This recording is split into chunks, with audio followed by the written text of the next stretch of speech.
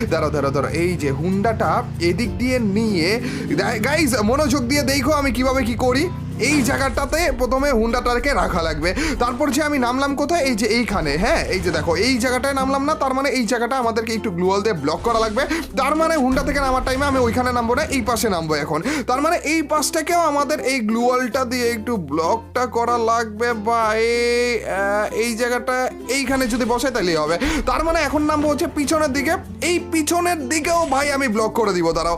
তার মানে আমাদের নামার আর কোনো জায়গায় থাকবে না, তাইলে বুঝতেছো? আমি যদি হুন্ডা থেকে নামি তাইলে কই যাবো? ও ভাই রে ভাই, ভাই পিকের ভিতরে চলে এসেছি, পিকের বাড়ির ভিতরে ঢুকে গেছি ভাই রে।